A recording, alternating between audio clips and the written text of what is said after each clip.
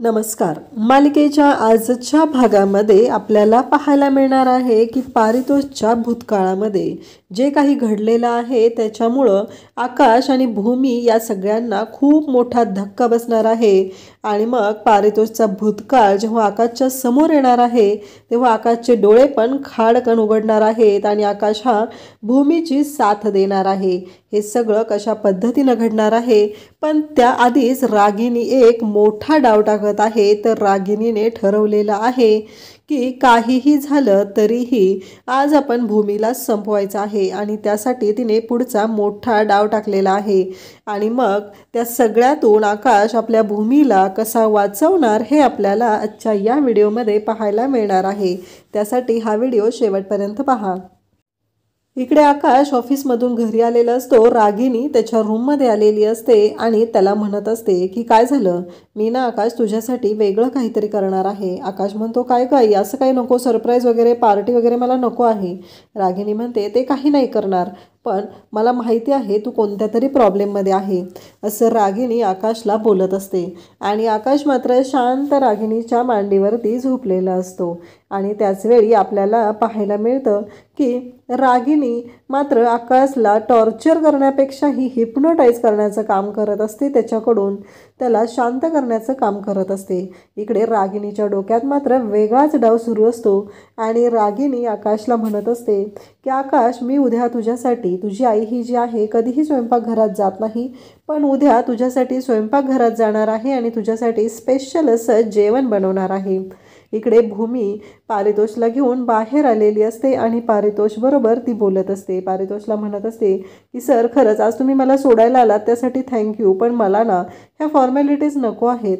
मी काळजी घेऊ शकते माझी स्वतःची, मला नको आहे अशा फॉर्मॅलिटी, असं ती सांगत असते. तेव्हा पारितोष म्हणतो की कसं आहे भूमी, तुमच्या बाळासाठी, तुमच्या तब्येतीसाठी मी हे करत आहे, बाकी माझा काही स्वार्थ नाही. तेव्हा भूमीला पारितोष म्हणत असतो की आज जे काही केलेलं आहे ना ते फक्त आणि फक्त मी तुमची काळजी म्हणून केलेलं आहे, बाकी कोणताही माझा त्याच्यामध्ये उद्देश नाही, असं त्याने स्पष्ट सांगितलेलं असतं. भूमी म्हणत असते परंतु, तेव्हा पारितोष म्हणतो की ठीक आहे, आता माझ्या लक्षात आलेलं आहे. आणि पारितोष भूमीला म्हणतो की हो ठीक आहे. भूमी मात्र विचार करत असते की जर हे वारंवार घडलं तर लोकांच्या मनात काय येईल, लोक काय विचार करतील, हा विचार भूमीच्या डोक्यात सुरू असतो. भूमीला बिचारीला आईच आता उद्या टॉन्ट मारणार नाही ना याची काळजी वाटत असते, म्हणून भूमी जरा शांतच होत असते. पारितोष तिथून जायला निघतात आणि भूमी विचार करत असते की हे सगळं काय झालेलं आहे. आणि मग भूमी म्हणत असते की काही झालं तरी पुन्हा पुन्हा ह्या गोष्टी घडायला नको आहेत, असं भूमीच्या डोक्यात चालू झालेलं असतं. इकडे आपल्याला पाहायला मिळतं की नीलांबरीला फोन आलेला असतो आणि ती तिच्या लाडक्या पुन्नू बरोबर बोलत असते. ती म्हणत असते की अगं पुन्नू, तुला माहिती आहे का तो पारितोष किती हँडसम आहे, माहिती आहे का तुला, काय रुबाबदार आहे आणि त्याचं तेवढंच नाव पण रुबाबदार आहे.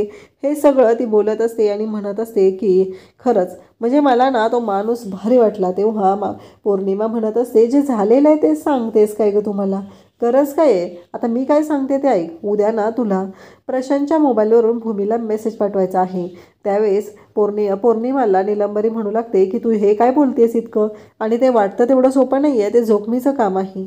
त्यावरती पौर्णिमा म्हणते की माझी सासू तुला ही जोखीम उचलण्यासाठी तेवढे पैसे देते ना, त्याचा तेवढा मोबदला देते ना, मग काय प्रॉब्लेम आहे.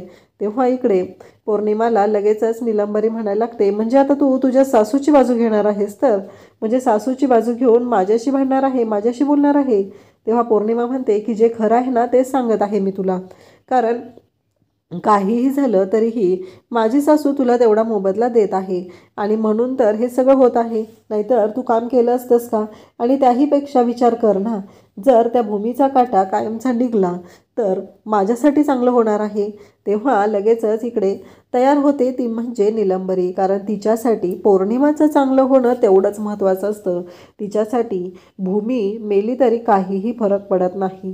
तिच्या आयुष्यामध्ये भूमीच्या काही का होईना इकडं नीलंबरीला फक्त एकच पाहिजे आहे, ते म्हणजे आपली पुन्नू. आपली पुन्नू ही व्यवस्थित असली पाहिजे, माझ्या पुन्नूला कोणीही त्रास दिला नाही पाहिजे, हे सगळं तिच्या डोक्यात सुरू असतं. त्यानंतर आपल्याला पाहायला मिळतं की या सर्व गोष्टी जेव्हा घडत असतात तेव्हा मात्र इकडे तेवढ्यातच भूमीचे बाबा तिथे येतात आणि भूमीचे बाबा तिथे आलेले असतात ते म्हणतात की तू कोणाशी बोलत होती, नक्की काय करायचं आहे तुला, कोणाचं काय करायचं आहे ते सांग मला. तेव्हा नीलंबरी म्हणत असते, म्हणजे मी काय केलेलं आहे, मी काहीच केलेलं नाही. हे सगळं नीलंबरीचं बोलणं सुरू असतं.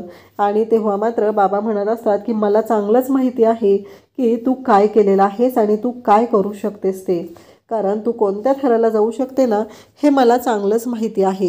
हे सगळं चाललेलं असतं. आणि त्याच वेळी आपल्याला पाहायला मिळतं की नीलू म्हणत असते की नाही, मला फोन आलेला होता पुन्नूचा, तिच्या साड्या ज्या पिको फालल्या आहेत ना त्या द्यायच्या आहेत.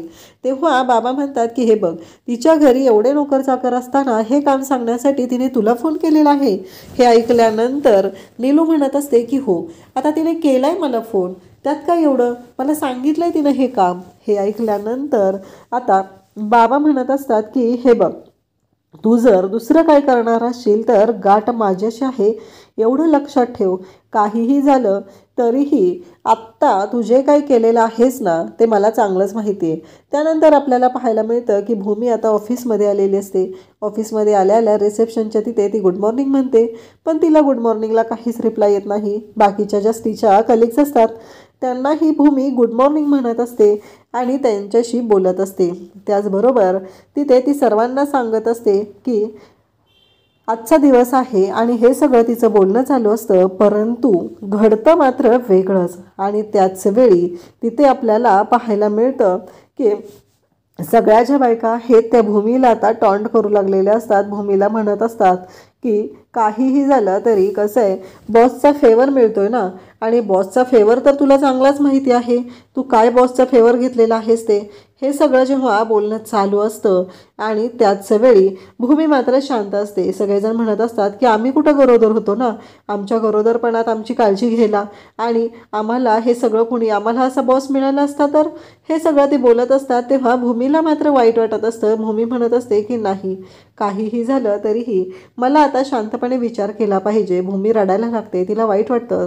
तेवढ्यात आकाशी आलेला असतो. आकाशी ऐकत असतो की भूमीच्याबद्दल हे सगळं टॉन्टिंग केलं जात आहे. आकाशलाही वाईट वाटलेलं असतं. आणि त्याच वेळी आपल्याला पाहायला मिळतं की भूमी मात्र शांतच राहते. भूमीच्या लक्षात येतं, म्हणजे पारितोषिक सर मला फेवर करत आहेत, मला स्पेशल ट्रीटमेंट देत आहेत, म्हणून या सगळ्यांना राग आलेला आहे, असं हे भूमीच्या लक्षात आलेलं असतं. भूमी रडायला लागते. आकाश हे सगळं पाहत असतो. अगदी लेडीज स्टाफच नाही तर जेंट्स स्टाफसुद्धा भूमीबद्दल टॉन्टिंग करत असतो. ते म्हणत असतात की नक्की काय जादू केलेली आहे, रूप तर देखणं आहेच, आणि आणखी काय जादू केलेली आहे बॉसला आपल्या खिशात ठेवण्यासाठी. या गोष्टींचा विचार ते सगळेजण करायला लागलेले असतात. आणि त्याच वेळी इकडे बाकी सगळेजण भूमीला टॉन्टिंग करत आहेत. भूमीला मात्र वाईट वाटत आहे की ह्या सर्व गोष्टी ज्या घडत आहेत त्या चुकीच्या पद्धतीनं घडत आहेत. भूमी मात्र विचार करत आहे की माझं काय चुकलेलं आहे, मी या सगळ्यामध्ये काय चुकीचे वागलेले आहे, म्हणून हे सगळं मला भोगावं लागत आहे.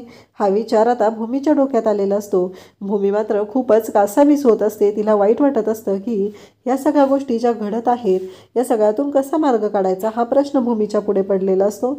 या सगळ्यावर मार्ग काढण्यासाठी भूमी एकच गोष्ट ठरवते, ती म्हणजे आत्ताच्या आत्ता या ऑफिसमधून आपण निघून जायचं, म्हणजेच राजीनामा द्यायचा आणि जायचं. हे भूमीने ठरवलेलं असतं. आणि मग भूमी आता ठरवते की काही झालं तरी मला इथे जॉब करायचा नाही. हा विचार भूमीच्या डोक्यात आलेला असतो आणि भूमी जॉब सोडायचा निर्णय घेते. त्यानंतर आपल्याला पाहायला मिळतं की ह्या सगळ्यांचं टॉन्टिंग जे असतं ते चालूच असतं आणि भूमीला ते वाटेल त्या शब्दामध्ये बोलत असतात, तिच्याशी चुकीच्या पद्धतीनं वागत असतात आणि सगळेजण एकमेकांना टाळ्या देऊन हसत असतात. त्यांचं असं म्हणणं असतं की काहीही झालं तरीही आज भूमी मॅडमनी जे काय पारितोष सरांच्या बाबतीत जे काय केलेलं आहे ते मात्र खरंच जबरदस्त आहे असं या सगळ्यांना वाटत असतं. भूमी तिथून रडतच निघून जाते. आकाश पाहतो भूमी रडत आहे, त्यालाही खूप वाईट वाटतं, कारण भूमी रडत आहे. भूमीला उलट कोणताही फेवर मिळू नये म्हणून भूमीने तिची खरी ओळख लपवलेली असते आणि तरीही आज भूमीला हे सगळं ऐकून घ्यावं लागत आहे. याचं आकाशला वाईट वाटतं आणि आकाश धावतच तिथे येतो आणि सगळ्यांना म्हणू लागतो की तुम्हाला काय माहिती आहे भूमीबद्दल, म्हणजे तुम्ही अशा पद्धतीनं तिला बोलत आहात, नक्की काय माहिती आहे, एक स्त्री असून तुम्ही तिच्याबद्दल अशा पद्धतीने तिला टॉन्टिंग करत आहात, असं तिथं असलेल्या मॅडमना आकाश जाब विचारू लागतो.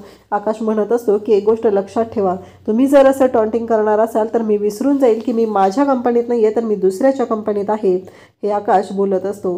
तेव्हा मात्र ते सगळेजण आकाशकडे पाहत असतात. त्यांना असं वाटत असतं की आकाश नक्की कोण आहे. आणि त्यातल्या त्या मॅडम म्हणतात की तुम्ही आम्हाला प्रश्न विचारताय, पण आता मी तुम्हाला प्रश्न विचारते की तुम्ही किती असं ओळखता भूमीला, ते तरी मला कळलं पाहिजे. म्हणजे भूमी तुमच्या किती ओळखीची आहे, तुम्हाला किती माहिती आहे भूमीबद्दल, तुम्ही किती दिवस झाले भूमीला ओळखताय, असे प्रश्न आता भूमीलाच इकडे आकाशलाच विचारले जात असतात. आणि आकाशच्या डोक्यात येतं, भूमी त्याला म्हणालेली असते की मी या ऑफिसमध्ये माझी जी ओळख आहे ती मी लपवून ठेवलेली आहे. त्याचं एकमेव कारण म्हणजे त्या लोकांना असं वाटायला नको की आणि मी इथे जॉब करते तर मी माझी कंपनी सोडून मी इथे का जॉब करते, यासाठी मी हे सगळं शांतपणे सहन करत आहे. हे सगळं भूमीने सांगितलेलं आकाशला आठवत असतं. इकडे भूमी पारितोषच्या केबिनमध्ये येते आणि तिथे येऊन बोलू लागते. ती पारितोषला म्हणू लागते की पारितोष सर, मी इथे जॉब नाही करू शकत. भूमी मात्र रडत असते. आणि तेव्हा मात्र इकडे आपल्याला पाहायला मिळतं की पारितोष आता बाहेर येतो आणि भूमीच्या हाताला धरून खेचतच त्याने बाहेर आणलेलं असतं.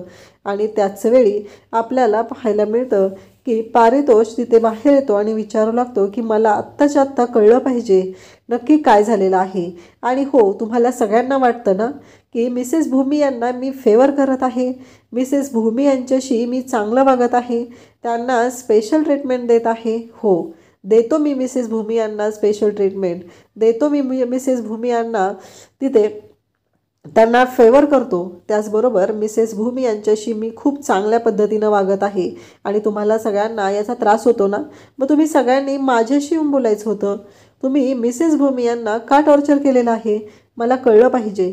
हे सगळं बोललं जात असतं. आणि तेव्हा आकाशी तिथं असलेल्या लोकांना ऐकवत असतो. त्यांना म्हणत असतो की तुम्ही ज्या पद्धतीने वागत आहात, तुम्ही ज्या पद्धतीने भूमीशी वागत आहात ते पूर्णपणे चुकीचं आहे.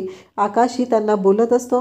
आणि त्याचबरोबर इकडे तो म्हणत असतो की काहीही झालं तरी आज भूमीने जे काही केलेलं आहे त्यामुळंच हे सगळं चांगल्या पद्धतीनं हँडल करता येत आहे. भूमी किती चांगली आहे हे आकाशला माहिती आहे.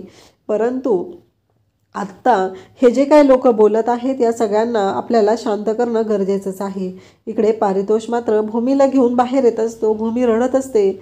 आणि त्याचबरोबर आपल्याला पाहायला मिळतं आकाशने त्या लोकांना ऐकवलेलं आहे, पण त्यांच्याकडून एकच शब्द आलेला असतो, तो म्हणजे तुम्ही का बोलताय, कारण तुम्हाला काय माहिती असं, तुम्ही किती ओळखता भूमीला, हा प्रश्न त्यांनी विचारलेला असतो. आणि आता त्यांच्या प्रश्नाचं उत्तर मात्र भूमीकडे नसतं. भूमी त्यांच्या प्रश्नाचं उत्तर काय देणार हा प्रश्न मात्र इकडे आकाशला पडलेला असतो. आकाशला माहिती नसतं की हे सगळं काय घडत आहे, कारण इकडे पारितोष आता भूमीचा हात धरून तिला बाहेर घेऊन आलेला असतो. आणि पारितोष अशा पद्धतीने भूमीला घेऊन बाहेर आलेला आहे ते पाहून इकडे धक्का बसलेला असतो. तो म्हणजे आकाशला नक्की काय झालं, म्हणजे पारितोषने असा निर्णय का घेतलेला आहे हा प्रश्न पडलेला असतो. आणि मग आकाश पाहतच राहतो. आकाश भूमीकडे आणि पारितोषकडे पाहत आहे. सगळा स्टाफ पाहत आहे. पारितोष सांगतो की हो, मी भूमीला फेवर करतोय, मी भूमीशी चांगल्या पद्धतीनं वागतोय, भूमीला स्पेशल ट्रीटमेंट देतोय. तुम्हाला जर प्रॉब्लेम असेल तर तुम्ही ते माझ्याशी बोलायचं, तुम्ही येऊन मला सांगायचं होतं. तुम्हाला जर प्रॉब्लेम होता तर तुम्ही मिसेस भूमी यांना जे बोललेलं आहात ते मला अजिबात पटलेलं नाही. हे सगळं आकाशच्या समोर पारितोष बोलत असतो. कसं आहे माहिती आहे का, तुम्हाला माहीत नाही आहे मिसेस भूमी आहेत ना, त्या 2 जीवांच्या आहेत, त्यांच्या पोटामध्ये बाळ वाढतंय.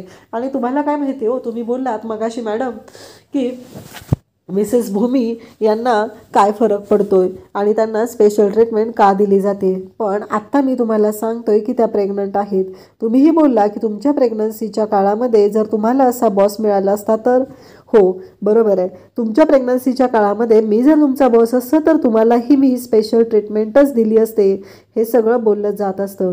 आणि पारितोषचं हे बोलणं आकाश आणि भूमी ऐकत असतात.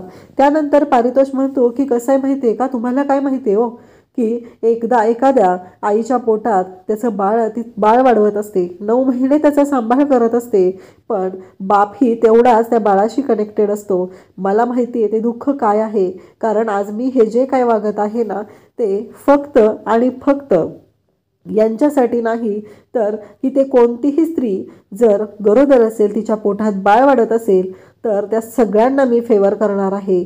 आणि काहीही झालं तरीही मी हे करणार आहे, कारण मला माहिती आहे दुःख काय आहे. कारण माझं बाळ आणि बायको दोघंही एकाच वेळी, बाळ जन्माला येताना त्याची आई आणि ते दोघंही वारलेले आहेत. त्याचं दुःख काय असतं ते फक्त आणि फक्त मलाच माहिती आहे. हे सगळं बोललं जात असतं तेव्हा सगळ्यांनाच धक्का बसतो. आकाशलाही या गोष्टी माहिती नसतात. आकाशही विचार करू लागलेला असतो की हे सगळं अचानक काय झालेलं आहे, हे सगळं कशा पद्धतीनं घडलेलं आहे. हा प्रश्न आकाशलाही पडलेला असतो आणि आकाशही त्याच गोष्टींचा विचार करू लागलेला असतो. आणि त्याच वेळी इकडे भूमीला पण धक्का बसलेला असतो आणि पारितोषच्या डोळ्यातून पाणी येत असतं. तो रडत असतो. तो म्हणत असतो, हो, माझी बायको आणि माझा बाळ दोन्हीही हे जग सोडून गेलं. खरं तर त्यावेळी कधीही मी विचार केला नव्हता की माझ्या बाबतीत असं काहीतरी होईल. माझं बाळ मला सोडून जाईल हा विचार माझ्या डोक्यातही आला नव्हता. आणि माझं बाळ आणि माझी बायको मला सोडून गेलेली आहेत. माझ्या हातात काय राहिलेलं आहे, फक्त आणि फक्त हा फोटो राहिलेला आहे. माझ्या हातात फक्त हेच राहिलेलं आहे. मी काय करू शकतो, तुम्हाला काय वाटलं? असं सगळं पारितोष बोलत असतो. आणि पारितोष म्हणत असतो की काहीही झालं तरीही मी मिसेस भूमी यांना फेवर करणार आहे आणि त्यांच्याशी चांगल्या पद्धतीनंच वागणार आहे. इकडे आपल्याला पाहायला मिळतं की निलंबरी आता तिला जे पौर्णिमानं काम सांगितलेलं आहे, म्हणजे रागिणीचं काम आहे, ते तिला करायचं आहे म्हणून ती आलेली असते. ती म्हणजे प्रशांतकडे. प्रशांत लॅपटॉपवरती काम करत असतो. प्रशांतचा मोबाईलही तिथं असतो, पण निलंबरीला तो मोबाईल हवा असतो. म्हणूनच निलंबरी तिथं आलेली असते. आणि तो मोबाईल जो आहे, तो मोबाईल तिला हवा असतो म्हणून ती तिथं आलेली असते. आणि ती म्हणत असते की काहीही झालं तरीही आत्ताच्या आत्ता मला या सगळ्यांशी त्या प्रशांतला इथून हाकललं पाहिजे, असं तिच्या डोक्यात सुरू असतं. आणि त्याचबरोबर प्रशांतला तिथून हाकलवण्यासाठीच ती तिथं आलेली असते. आणि ती म्हणत असते की मला ना प्रशांत, एक काम आहे तुझ्याकडे. प्रशांत म्हणतो, माझ्याकडे काय काम आहे? हे सगळं प्रशांत बोलत असतो. तेव्हा ती म्हणते की माझं वरचा माळ्यावरचं जे एक भांडं आहे ते मला काढून हवं आहे, चौरंग काढून हवा आहे, असं ती सांगते. तेव्हा प्रशांत म्हणतो, हे बघ, घरातल्या घरात काम आहे म्हणून मी करत आहे, अन्यथा मी काम करत बसलेलो आहे, मी कोणतंही काम करणार नाही. हे सगळं बोललं जात असतं. आणि त्याच वेळी आपल्याला पाहायला मिळतं की प्रशांत आता ते काम करण्यासाठी जात आहे. आणि इकडे निलंबरी आता त्याचा मोबाईल घेते आणि पौर्णिमानं जे सांगितलेलं आहे तसाच मेसेज निलंबरी टाकते. आणि मग इकडे पौर्णिमाने सांगितलेलं असतं की प्रशांतच्या मोबाईलवरून भूमीला एक मेसेज करायचा आहे. आणि इकडे आपल्याला पाहायला मिळतं की आकाश आणि भूमी दोघंही पाहतच राहत आहेत, कारण आकाशही टेन्शनमध्ये आलेला आहे आणि भूमीही टेन्शनमध्ये आहे. कारण पारितोषच्या बाबतीत जे सगळं घडलेलं आहे ते खूपच भयानक असं असतं, कारण पारितोषने इतकं सगळं सहन केलेलं आहे आणि म्हणून पारितोष भूमीला फेवर करतोय हेही आकाशच्या चांगलंच लक्षात आलेलं असतं. म्हणूनच आकाश मात्र पारितोषशी बोलतानाही तो व्यवस्थित बोलत असतो. तो म्हणत असतो की काहीही झालं तरीही पारितोषने जे सहन केलेलं आहे ते खूपच भयानक आहे, हे आता सगळ्यांच्या समोर आलेलं आहे. आणि मग पारितोष हा चांगला आहे, भूमीची तो कशासाठी काळजी घेतोय ही गोष्ट आता भूमीच्या आणि आकाशच्या दोघांच्याही लक्षात आलेली आहे. आणि इकडे आता खूपच मोठं कांड इकडे आखलेलं आहे, ते म्हणजे रागिणीने आणि भूमीला किडनॅप करायचा डाव तिने आखलेला आहे. त्यानंतर आपल्याला पाहायला मिळतं की आकाश हा जो आहे तो आता तिथे विचार करत आहे आणि पारितोष निघून जातो, भूमीही तिथून निघून जाते आणि आकाशही विचार करत थांबलेला आहे. उद्याच्या भागामध्ये आपल्याला पाहायला मिळतं की आकाश डिस्टर्ब झालेला आहे, कारण त्याची भूमीही त्याच्यापासून दूर राहत आहे आणि भूमीवर वेगवेगळं संकट येऊ शकतं. पारितोषनं जसं त्याच्या बायकोला आणि मुलाला गमावलेलं आहे, तसंच आपल्या बाबतीत जर काय झालं तर हा प्रश्न मात्र इकडे आकाशच्या डोक्यात आता वळवळत आहे आणि त्याला वाईट वाटत आहे. तर इकडे आपल्याला पाहायला मिळतं की आजी म्हणते की काहीतरी बिनसलंय त्याचं, त्याला पाणी आणून दे असं ती मानसीला सांगू लागते. आणि मग मानसी ही आकाशला पाणी देण्यासाठी जाते आणि ती पाणी देण्यासाठी जात असते त्यावेळेस टेबलवर नारळाचं जे तोरण केलेलं असतं ते तोरण जे आहे ते तोरण खाली पडतं, ते वाढवलं जातं. आणि त्यावेळेस आजी म्हणत असते काहीतरी विपरीत घडणार आहे आणि नारळाचं तोरण हे खाली पडलेलं आहे, वाढवलं गेलेलं आहे. आणि त्यावेळेस आजीला टेन्शन येऊ लागतं. मानसी पण तिथं धावत येते. आकाश मात्र त्याच्या विचारात गुंतलेला असतो आणि इकडे आजी मानसीला म्हणत असते की तोरण वाढवलं कसं गेलं. त्यावेळेस आजी आणि मानसी दोघीही विचार करत आहेत. इकडे आकाश मात्र ते सगळं न पाहता त्याच्या डोक्यामधले विचार काही केल्या थांबत नाहीत. इकडे भूमी म्हणत असते की अहो मला तुम्ही कुठं घेऊन चाललेला आहात, मला एकदा प्रशांतला फोन तर लावून द्या, मला त्याच्याशी बोलू तरी द्या असं भूमी बोलत असते. भूमीचा फोन भूमीकडे नसतो आणि भूमी मात्र हे सगळं त्यांना बोलत असते, पण ते लोक मात्र भूमीचं काहीही ऐकत नसतात. तेवढ्यात गाडी एका ठिकाणी थांबते आणि त्या गाडीमध्ये 2 गुंड चढतात आणि भूमी त्या गुंडांकडे पाहू लागते. तर भूमी त्या गुंडांकडे पाहत असते आणि म्हणत असते की ही कोण 2 माणसं तुम्ही गाडीमध्ये घेतलेली आहेत, नक्की काय झालेलं आहे, मला कळेल का, तुम्ही कोण आहात आणि कशासाठी हे सगळं करत आहात, हे भूमी बोलत असते. आणि तेवढ्यात त्या दोन्ही गुंडांनी बंदुका काढलेल्या आहेत आणि भूमीच्या डोक्याला लावलेल्या आहेत. भूमी म्हणत आहे की कोण आहात तुम्ही, हे सगळं का करत आहात, हे भूमी त्यांना विचारत आहे. पण ती लोक मात्र काहीही सांगायला तयार नाहीत आणि भूमी मात्र इकडे घाबरलेली आहे. तिच्या लक्षात आलेलं आहे की तिला कोणीतरी किडनॅप करून घेऊन चाललेलं आहे. आता आकाश भूमीला कशा पद्धतीनं सोडवणार, का भूमीला सोडवायला पारितोष तिथं पोहोचेल, हे आपल्याला पाहायला मिळणार आहे. अशाच अपडेटसाठी चॅनलला सबस्क्राईब करा. थँक्यू.